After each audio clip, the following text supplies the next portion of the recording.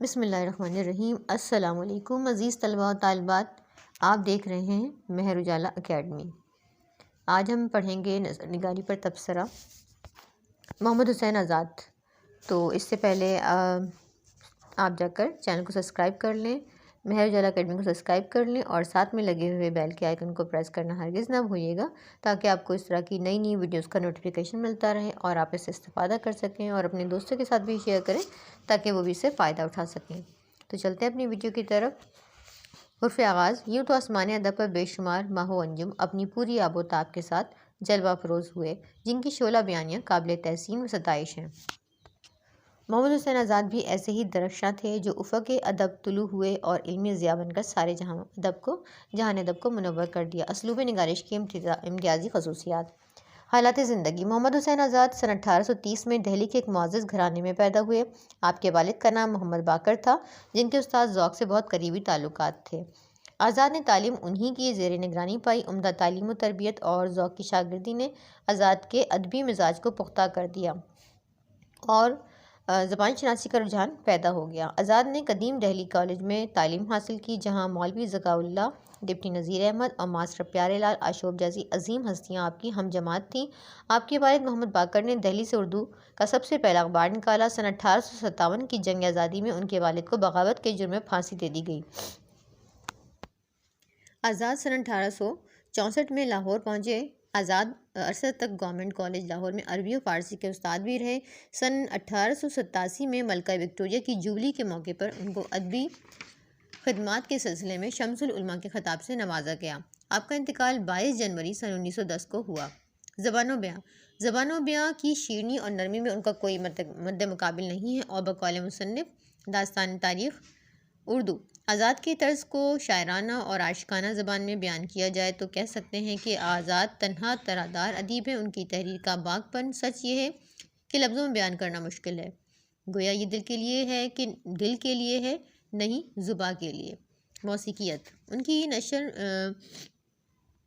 ان کی نثر میں موسیقیت ہے۔ وہ الفاظ اور محاورہ کا استعمال میں توازن اور تناسب کا خیال رکھتے ہیں۔ اردو نثر نگاروں میں آزاد ایک بلند اور منفرد حیثیت رکھتے ہیں۔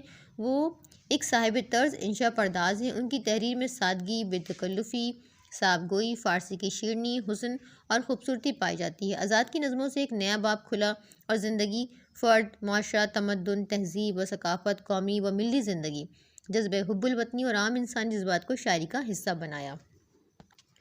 ندرت و جدت۔ ان کی طبیعت میں ندرت و جدت ترازی ہے اور وہ ان کی تحریروں میں نظر آتا ہے۔ ان کے انداز بیان میں متانت اور سنجیدگی بھی ہے، لیکن اس میں خشکی اور بے کیفی نہیں پائی جاتی۔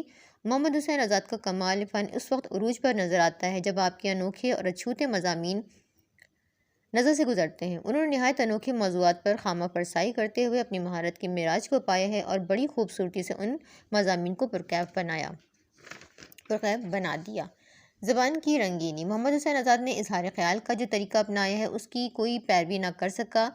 قاری ان کی زبان کی رنگینی اور چٹخارے میں ایسا محو ہو جاتا ہے کہ ان کا دوسری خصوصیات کی طرف دھیان نہیں جاتا۔ آزاد کی طرز نگارش کی ایک اہم خصوصیت یہ ہے کہ ان کی تحریر پہلودار ہوتی ہے۔ وہ تنقید کرتے وقت بھی کھل کر میدان میں نہیں آتے بلکہ پہلو سے وار کرتے ہیں اور پڑھنے والا ان کی انشا کی رنگینی میں ایسا کھو جاتا ہے کہ اس کو احساس نہیں رہتا کہ انہوں نے کہاں چٹکی لی ہے۔ تخیل کی پرواز۔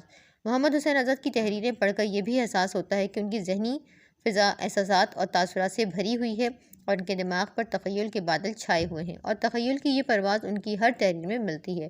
انہوں نے تنقید اور تاریخ میں بھی اسی سے کام لیا ہے، لیکن اسی وصف نے ان کو صاحب طرز ادیب بنا دیا ہے۔ مشاہدات اور تجربات۔ انہوں نے اپنے سفر کے مشاہدات کو قلم بند بھی کیا۔ ایک اچھی ملازمت سے وابستگی نے آزاد کو ذہنی سکون عطا کیا اور پھر ان کے سفر کا سلسلہ شروع ہوا۔ انہوں نے وسطی ایشیا کا سفر کیا، وہاں انہیں بہت کچھ نیا سیکھنے اور سمجھنے کو ملا۔ سیاحت نے ان کے ذہنی افق کو بہت وسعت بخشی۔ سیر ایران ان کا ایسا ہی ایک سفر نامہ ہے جس میں خواجہ صاحب اور شیخ سعدی کے پیارے وطن کے بارے میں اپنی تلخ اور شیریں یادوں کو جمع کر دیا ہے۔ مقصدیت۔ محمد حسین آزاد نے اپنی زندگی کا سفر انگریزوں کی مخالفت سے شروع کیا تھا۔ وہ اپنے والد کے اخبار میں انگریزی کے خلاف سخت مضامین لکھتے رہتے تھے۔ مخالفت کی پاداش میں جب انگریزوں نے ان کے والد کو موت کے گھاٹ اتار دیا، وہی زاویہ تقرری تبدیلی کی وجہ سے علم دوست انگریزوں نے محمد حسین آزاد کو حیات جاودانی عطا کر دی اور انہیں شمس العلماء کا خطاب بھی عطا کیا۔ آزاد نے جہاں اپنی تحریروں میں عربی، فارسی اور ہندی کے الفاظ استعمال کیے ہیں، وہاں انگریزی سے بھی بے تکلف فائدہ اٹھانے کی کوشش کی ہے، لیکن وہ بلا ضرورت نہ انگریزی الفاظ استعمال کرتے ہیں نہ عربی کے، بلکہ اپنی نثر میں فارسی کی شراب اور ہندی کا رس گھول دیتے ہیں، جس کو پڑھتے وقت کیف و سرور محسوس ہوتا ہے۔ آزاد کا مقابلہ انگریزی انشا پرداز ڈی کوئنسی لیمپ اور اسٹیٹونس سے کیا جا سکتا ہے۔ شعر گوئی، شاعری کے بارے میں انہوں نے جو رائے دی ہے ان میں یکسانیت نہیں ہے۔ شعر گوئی ان کے نزدیک کوئی شعوری عمل نہیں، کسی غیبی پراسرار قوت کی کار فرمائی ہے۔ فرماتے ہیں کہ شعر ایک تو روح القدس کا اور فیضان رحمت الہی کا ہے کہ اہل دل کی طبیعت پر نزول کرتا ہے۔ شعر کو وہ خیالی باتوں کا مجموعہ اور گلزار فصاحت کا پھول بتاتے ہیں۔ ظاہر ہے کہ یہ ادب کا مشرقی نظریہ ہے، لیکن یہ بھی فرماتے ہیں کہ شعر میں لا یعنی باتیں نہیں ہوتی، شعر علم کا عطر ہے، اور سب سے بڑھ کر یہ کہ شعر وہ قوت ہے کہ قوموں کی قسمت کو پلٹ دے۔ گویا وہ شعر کی افادیت اور مقصدیت کے قائل ہیں۔ یہ رائے کچھ تو مغربی نظریات سے آگہی کا عطیہ ہے اور کچھ سر سید کے خیالات سے شناسائی کا فیضان ہے۔ شاعری کی اصلاح، آزاد کا ایک اور کارنامہ قابل ذکر ہے کہ انہوں نے اردو شاعری کی اصلاح کے لیے صرف مشورے ہی نہیں دیے، بلکہ لاہور میں ایک مجلس مشاعرہ کی بنیاد ڈال کر اس سلسلے میں عملی خدمات انجام دیں۔ اس محفل مشاعرے نے بہت جلد نیچرل شاعری کا ایک مختصر سا ذخیرہ بطور نمونہ پیش کر دیا۔ حالی نے بھی ان مشاعروں میں شرکت کی اور بعض نظمیں لکھیں۔ سر سید نے آزاد کی اس عملی کوشش کو بہت سراہا اور حوصلہ افزائی کی۔ بحیثیت مورخ، دربار اکبری عہد اکبری کی تاریخ ہے، جس میں اکبر بادشاہ کے ذاتی، درباری، آئینی اور ملکی حالات، سلطنت کے خاص امراء و عمائدین اور علماء وغیرہ کے حالات بڑی تفصیل سے بیان کیے ہیں۔ دربار اکبری پر ملا عبدالقادر بدایونی کی منتخب تواریخ کا عنصر غالب ہے، بلکہ اکثر اس کے صفحے نقل کر دیے ہیں، اس میں بھی ان کی پسند ناپسند غالب ہے۔ بحیثیت تمثیل نگار، آزاد کی نرنگ خیال اردو کی پہلی تمثیل ہے جس کا موضوع تصوف نہیں ہے، بلکہ اس میں دیگر مباحث اور رسائل کو حسین اور دلکش انداز میں پیش کیا گیا ہے۔ یہ تمثیل نگاری کا پہلا نمونہ ہے جس میں مضمون نگار نے زندگی کے اہم اور ضروری پہلوؤں کو بیان کیا ہے۔ نرنگ خیال پر تبصرہ کرتے ہوئے حالی نے کہا ہے کہ ہمارے ملک کی جو موجودہ حالت میں نرنگ خیال ایک ایسا نمونہ ہے کہ اگر میری رائے غلط نہیں تو زمانہ آئندہ میں اس کی قدر نہیں پیروی کی جائے گی۔ حالی کی یہ پیشن گوئی غلط ثابت نہ ہوئی اور مرزا فرحت اللہ بیگ نے نرنگ خیال کو ہی دیکھ کر اپنی کتاب دہلی کی آخری شمع لکھی، جو فن تمثیل نگاری کا ایک خوبصورت نمونہ کہی جا سکتی ہے۔ خیالات کی وسعت، آزاد پہلے شخص ہیں جنہوں نے مغربی شاعرانہ خیالات سے اردو کے در و بام کی تزئین کی اور اردو کے علم انشاء کی ترقی کا ایک نیا راستہ نکالا۔ انہوں نے اس امر پر زور دیا کہ اگر اردو علم انشاء میں مغربی ادب کے افکار و خیالات کی چاشنی دی جائے تو خیالات میں شگفتگی، بالیدگی اور وسعت پیدا ہوتی ہے۔ نرنگ خیال آزاد کے فن انشاء پردازی کا اعلیٰ نمونہ ہے اور اس سے اس کے حسن و خوبصورتی میں اضافہ ہوا ہے۔ تنقید نگاری، اردو تنقید کے نظریہ سازوں میں ایک نام محمد حسین آزاد کا بھی ہے۔ تنقید کے بنیادی مسائل کے بارے میں انہوں نے کم لکھا مگر سب سے پہلے لکھا، اس لیے اولویت کا تاج انہی کے سر پر رکھا جانا چاہیے۔ یہ بات حالی کے مقدمہ شعر و شاعری سے بہت پہلے یعنی سن 1867 کی ہے کہ آزاد نے شاعری پر ایک لیکچر دیا اور کئی اہم مسائل پر روشنی ڈالی۔ اس لیکچر کے ساتھ مقدمہ نظم آزاد، آب حیات اور سخندان فارس کا مطالعہ کیجیے تو آزاد کے تنقیدی خیالات واضح ہو جاتے ہیں۔ ان خیالات میں مشرق اور مغرب دونوں جھلک نظر آتی ہے۔ مشرقی ادبیات کا مطالعہ انہوں نے براہ راست کیا تھا، مغربی نظریات سے بالواسطہ فیض اٹھایا تھا۔ آزاد نے دہلی کالج میں تعلیم پائی تھی اور کالج کے اساتذہ کی صحبتوں سے فیض یاب ہوئے تھے، اس لیے ان کی تنقید میں بعض جگہ تضاد نظر آتا ہے، کبھی مشرق کی طرف جھکتے ہیں اور کبھی مغرب سے متاثر نظر آتے ہیں۔ پھر ان کی تصانیف، آب حیات سن 1880 میں یہ اردو شعراء کا تذکرہ ہے جس میں اردو شاعری کی عہد تاریخ سامنے آتی ہے۔ دربار اکبری 1898 اس شہنشاہ ہند اکبر کے دربار کے حالات واقعات کا بیان ہے۔ سخندان فارس، اس میں فارسی زبان کی قواعد اردو زبان میں موجود ہیں۔ نرنگ خیال، یہ کتاب 2 حصوں پر مشتمل ہے۔ پہلا حصہ سن 1880 میں شائع ہوا اور اس میں 7 مضامین ہیں۔ ڈرامہ اکبر، اس میں شہنشاہ جہانگیر اور نور جہاں کے عشق کی داستان ہے۔